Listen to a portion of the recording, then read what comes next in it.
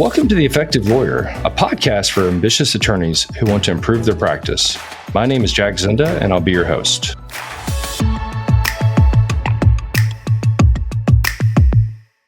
Welcome to another episode of the Effective Lawyer podcast. Today, I want to talk to you all about some really difficult cases that very few firms are able to make money on, and that is premises liability cases or slip and fall cases.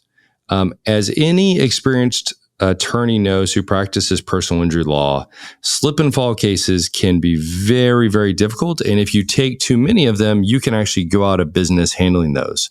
So what I want to talk about today is how do you investigate these cases and how do you make the decision on whether or not you want to take a slip and fall case? First, to zoom out a little bit about our law firm, we probably take 2% of all of the potential clients that come to us on premises liability or slip and fall cases. In fact, I know that's right because that's what our data tells us. We've tracked every potential client that comes our way, and we analyze whether it becomes a case or not. Now, the first thing I want to walk through is the types of fact patterns we see in premises liability cases and which ones I think are more or less likely to be successful. The first type is where you hear about someone slipping at a grocery store or some sort of retail location. You know, it could be from a food substance or a water substance or something like that. Typically, we find that those are the most difficult cases to pursue. And the reason why is it involves a third party that may have caused the hazard. So that's like type 1.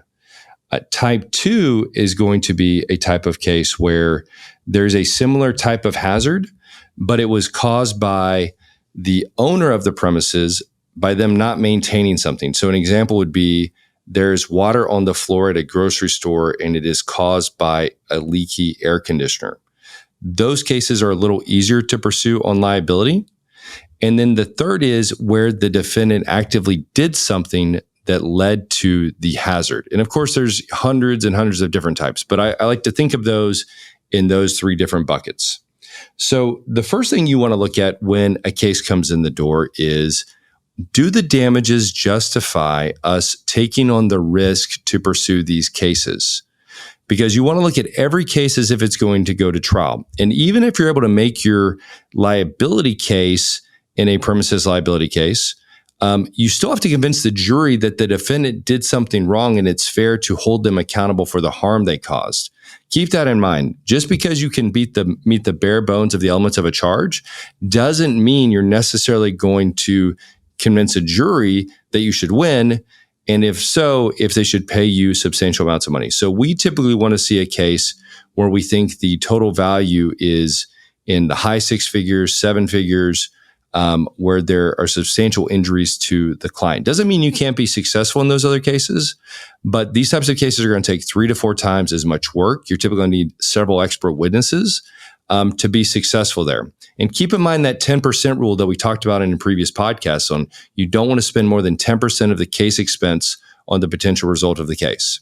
So we've decided, okay, we have a client that's injured, and we've decided this is the type of case where did the defendant lead to the negligence, lead to the problem that occurred. A few examples that we've seen. We had a case where there was a sidewalk and a construction company did not put in one of the sidewalk cement blocks, and there was rebar exposed and did not block it off so it wasn't exposed. We had a case where there was a leak from an air conditioner, like I mentioned before, and someone fell on that. We've had cases where a chair collapsed because it was defective, which is, semi-premises liability case. So we've got an injury and we have a case where something happened that shouldn't have. The other thing I like to think about when I'm thinking of liability is this I can't believe that occurred type of case? If it's just something where someone fell, you got to be very careful about taking that type of case. The next thing you want to talk to your client about is what type of shoes were they wearing? Where were they going? What type of substances had they consumed?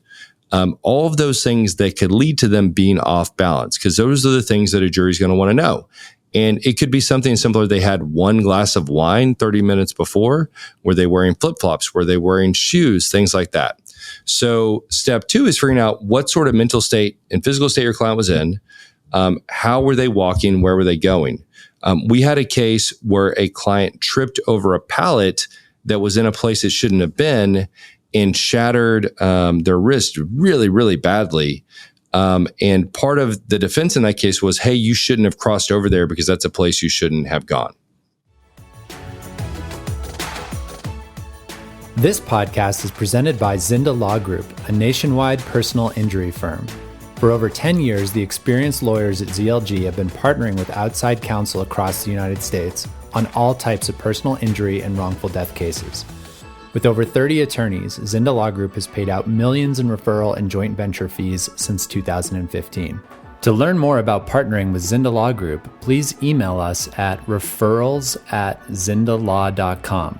We'll schedule a time for you to meet with Jack Zinda or one of our trial lawyers to discuss your case. Now, we have the client's version of events. We know that they're hurt enough to justify pursuing the case, and we feel like it fits into the type of case that we could be successful on. And what I'm trying to decide, is it worth pursuing because of the injuries to the client? I'm assuming that, the defense is 100% liable. What do I think the maximum amount the case is worth? And if it doesn't meet that bar at that point, I'm definitely not pursuing it. And I look at every premises liability case as being a 50-50 proposition on if you're going to be successful or not, in the beginning at least. The next step is you want to make sure you get a spoliation letter out right away, because the defense or the store or whoever is in charge of the premise, typically there's going to be video footage that's going to be overwritten in a very short amount of time. And I cannot tell you how many times having the video footage made our case, or in other circumstances, destroyed the case. And one rule of thumb I have, if you ask a defendant or their insurance company pre-litigation to give you video footage, they will usually give it to you if it is bad. They will not give it to you if it is good. So if they say there is footage, but we're not going to give it to you, then you probably know it's good for you.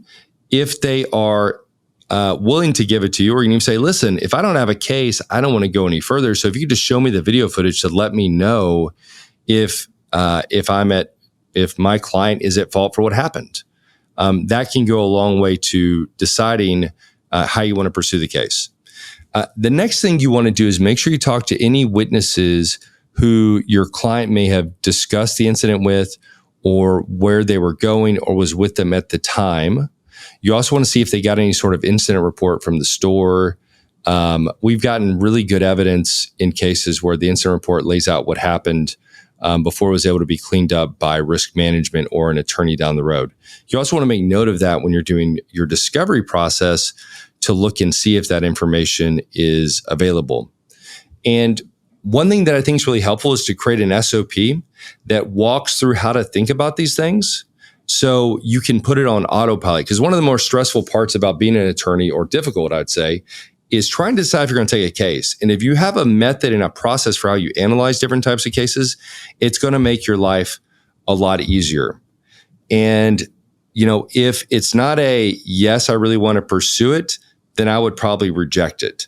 When I was a young lawyer, I cannot tell you how many premises liability cases I got stuck on where they were not good cases. The client was not injured enough to pursue it, and we ended up either having to try the case or settle for very little money. And keep in mind, if you don't get a good result to the client, you're not going to be able to help them get what they need, which is compensation for what happened. Another big factor I consider in these cases is, how much do I believe in the client, their story, and their ability to tell a story to a jury? This even more so than other cases, because credibility is really critical. If I have a client who is, an Eagle Scout, has no criminal history, does charity work on the weekends, has had the same job for 20 years, that's a little different than someone has a very difficult criminal past, maybe some theft charges, maybe is covered in tattoos head to toe. Not that there's anything wrong with that, but it's something that a jury might consider when examining the liability or the believability of your client. I think these are really key parts in this case. If you have a truck wreck and someone is paralyzed, no one's going to question whether or not they are paralyzed or that the truck wreck actually happened. So to summarize a few things we've talked about so far, evaluating the client, their credibility, looking at how badly they were hurt, what sort of negligence did the defendant take, sending out a spoliation notice to the defendant right away. One thing you may consider doing is getting a scene inspection by agreement with the defendant, or if it's a public place, going there yourself. Make sure you consult your ethical rules, because there's different rules on whether or not you can visit a scene of an incident you were hired to pursue. The other thing you want to consider is who else could have been involved in the act that led to the person slipping. For example, if someone cleaned the floor before. I had this crazy case one time that I took where it was a slip and fall at a grocery store, happened at 5 a.m. Our client was on their way to work and swore that the floor was waxed and had just been cleaned, and they had a pretty bad injury. I think their femur was fractured. And we sent a letter to the store saying, hey, we want to see the video footage. They wouldn't give it to us. We filed a lawsuit. They said there's no video footage. We did a motion to compel. They said, hey, it was deleted. So then we hired an expert witness and got a motion to compel from the judge to actually let us go into the video viewing room. And sure enough, he was able to find video footage that they said didn't exist. And when we play it, there was a cleaning crew that was actually waxing the floor from another company right before our client fell. And the statute was about to run. And I think what the defense was going to do was going to divulge that after the statute of limitations had run, name them as a responsible third party, and hope that we went away. So that just goes to show you have to be aggressive, and you got to make sure you understand what the scene looks like, where the cameras are, all those sorts of things. And I could go on for this for hours, but I just wanted to give you a few tips on the things you want to consider before you take that next premises liability case. And if you do, what steps you want to take to evaluate it. If you want any additional information or any documentation or how to investigate these, please feel free to reach out. Happy to help anytime. And until next time, thanks.